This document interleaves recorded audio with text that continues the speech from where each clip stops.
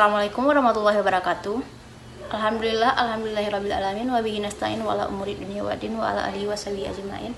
Amma ba'du. Puji syukur kepada Allah Subhanahu wa taala yang mana oleh Allah yang telah memberikan kita sehat badan, sehat pikiran sehingga dapat mengikuti perkuliahan pada hari ini.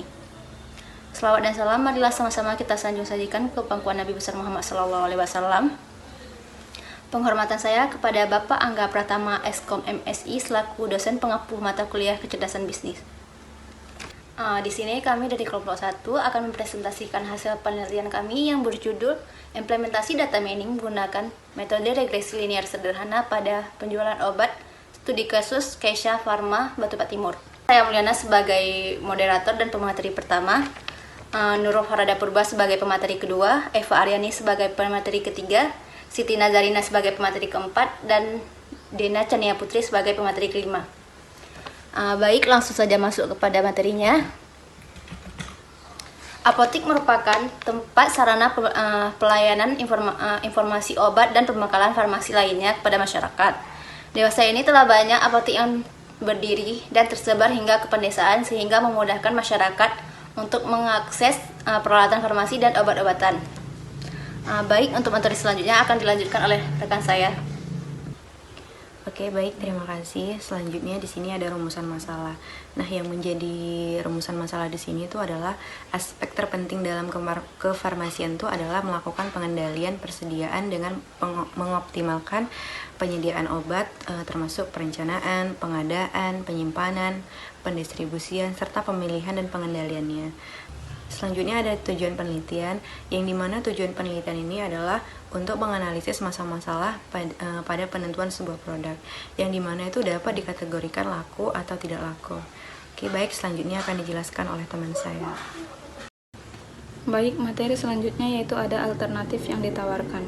Data mining merupakan penambangan atau penemuan informasi baru dengan mencari pola atau aturan tertentu dari sejumlah data dalam jumlah besar yang diharapkan dapat mengatasi kondisi tersebut.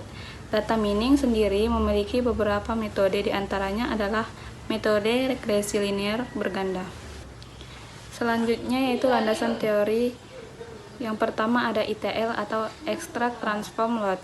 Menjadi dasar dari penerapan data warehouse, ETL dirancang dengan baik untuk mengekstrak data dari sumber data, menerapkan kualitas data dan standar konsistensi, menyesuaikan data sehingga data dari sumber terpisah dapat digunakan secara bersamaan, dan akhirnya mengirim data dalam format yang sudah siap untuk dipresentasikan sehingga pengguna akhir dapat membuat keputusan. Secara spesifik, ETL dapat melakukan satu, yaitu menghapus kesalahan dan memperbaiki data yang hilang. 2. Memberikan ukuran kepercayaan yang terrekomendasi dalam data. 3. Menangkap data transaksional untuk diamankan. 4. Menyesuaikan data dari berbagai sumber untuk dapat digunakan bersama. 5. Struktur data untuk dapat digunakan oleh tools pengguna akhir. Dan yang kedua yaitu ada data mining. Data mining adalah kumpulan proses yang memiliki fungsi penggali informasi dari suatu kumpulan data yang tidak diketahui secara manual.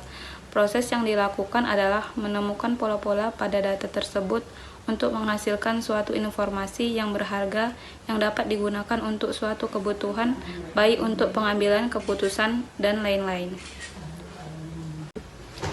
Baik, materi selanjutnya akan dijelaskan oleh teman saya. Selanjutnya metode, ada Python. Python merupakan salah satu bahasa pemrograman yang banyak digunakan oleh perusahaan besar maupun para developer untuk mengembangkan berbagai aplikasi berbasis desktop, web, dan mobile. Python diciptakan oleh Guido van Rossum di Belanda pada tahun 1990.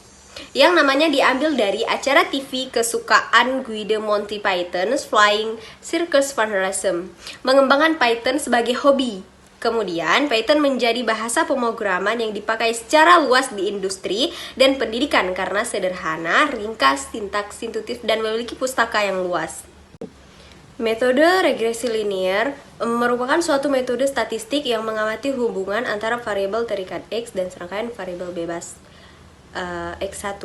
Metode ini memiliki tujuan untuk memprediksikan variabel Y yang merupakan variabel terkait dari variabel X yang diberikan. Metode penelitian. Dalam melakukan penelitian ini, tipe yang dicoba merupakan metode kuantitatif yang menggunakan informasi berupa data. Data obat yang dicatat dan yang diberikan oleh pihak apoteknya, dan pengambilan data tersebut dilakukan secara wawancara. Yang pertama ada tempat penelitian. Tempat penelitian itu dilaksanakan di Apotik Kesha Pharma di Batupat Timur, dan penelitian ini dilakukan mulai dari bulan November 2023. Selanjutnya ada teknik pengumpulan data mulai dari wawancara yang dilakukan bersama ibu atau bapak pemilik apotik yang berkontribusi langsung pada apotik tersebut. Wawancara ini dilakukan untuk mendapatkan informasi yang dibutuhkan oleh peneliti. Selanjutnya ada studi literatur yang membantu penulis untuk mendapatkan informasi yang dibutuhkan dari jurnal, e-book, topik, dan lain-lain. Selanjutnya dataset. Data yang digunakan dalam penelitian ini adalah data penjualan obat selama 1 bulan pada Apotik Kesha Pharma di Batupat. Jenis obatnya mulai dari tablet dan sirup. Yang tablet ada paracetamol yang terjual 23 dan stoknya 24, amoxicillin yang terjual 21 stoknya 24, asam afenamat yang terjual 23 stoknya 24, meloxicam yang terjual 18 stoknya 24, amroxol yang terjual 15 stoknya 24, dan ada meloxicam yang terjual 21 stoknya 24. Selanjutnya ada sirup Siladex yang terjual 20 stoknya 24, Woods yang terjual 15 stoknya 24, Fix yang terjual 12 stoknya 24, obat herbal yang terjual 14 stoknya 24. Segitu merupakan sampel dari penelitian kami di Apotik Kesha Pharma Batupat. Selanjutnya akan dipaparkan oleh pemateri selanjutnya. Baik, untuk materi selanjutnya yaitu hasil dan pembahasan. Poin A, analisa sistem. Analisa sistem bertujuan untuk mendefinisikan permasalahan-permasalahan yang terdapat pada sistem. Analisa sistem ini dilakukan untuk menentukan proses yang harus dikerjakan untuk memecahkan permasalahan yang ada, kemudian meyakinkan bahwa sistem berjalan dengan proses yang benar. Yang dianalisa meliputi prosedur, pengambilan data, wawancara, input, dan mengelola data. Ini dilakukan agar memberikan gambaran pemecahan masalah yang sedang dihadapi. Sistem ini merupakan sistem yang mengetahui tingkat permasalahan ataupun tingkat penjualan obat pada Apotik Kesha Pharma. Tahapan ini dilakukan untuk mengetahui permasalahan-permasalahan sehingga menjadi titik tujuan bagi kami peneliti. Yang B yaitu implementasi sistem. Poin pertama, import library. Langkah awal yang harus dilakukan yaitu menginstal beberapa library. Berikut merupakan library yang kami gunakan pada Python. Yang pertama yaitu import pandas as pd, import numpy as np, import matplotlib.pylot as plt, dan from skill import linear_model. Poin kedua yaitu import dataset. Nah, mengimport dataset yang akan digunakan untuk pengelolaan regresi. Nah, sintaks yang kami gunakan yaitu df sama dengan pd.read.cva csp buka kurung D kecerdasan bisnis.csp. Fungsi dari D kecerdasan bisnis ini adalah file yang akan kita gunakan ataupun file yang mau kita tampilkan di Python. Nah, selanjutnya itu perintah matplotlib.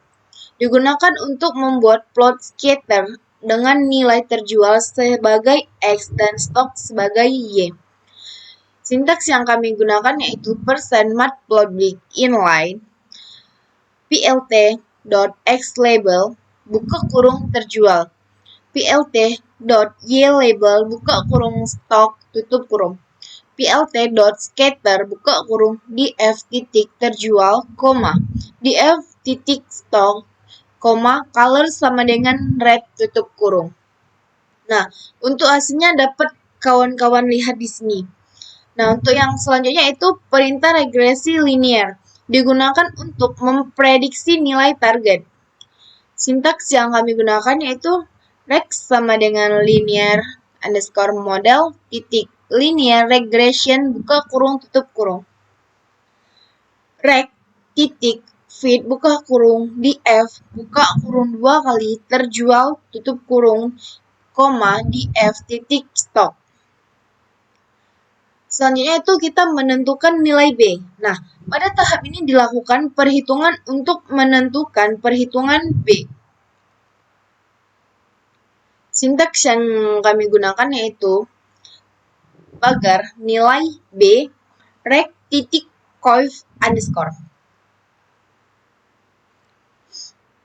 Nah, untuk selanjutnya kita menentukan nilai A. Pada tahap ini dilakukan untuk perhitungan untuk menentukan nilai A.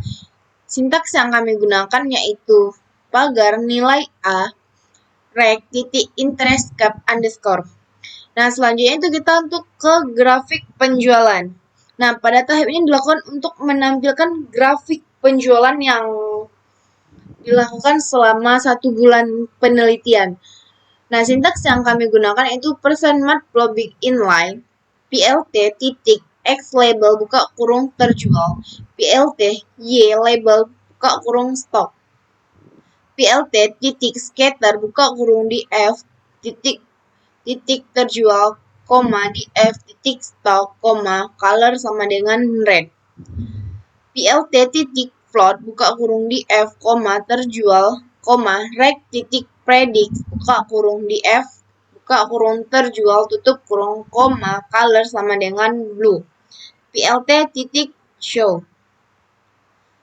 Nah, hasil yang diperoleh dalam penjualan kami ini mungkin dapat dilihat dalam grafik yang akan kami tampilkan.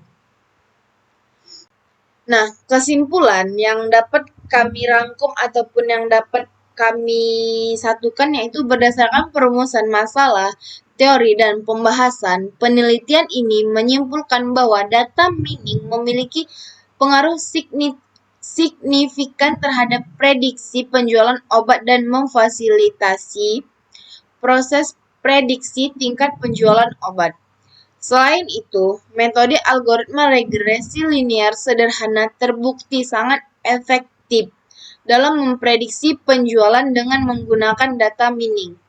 Nah, hasil perhitungan menunjukkan persamaan regresi Y sama dengan 1.35445145 tambah titik 56436X dengan tingkat ketepatan sebesar 1.980,94%. Mungkin hanya ini yang dapat kami sampaikan dari hasil penelitian kami. Lebih dan kurangnya kami mohon maaf. Saya akhiri. Wassalamualaikum warahmatullahi wabarakatuh.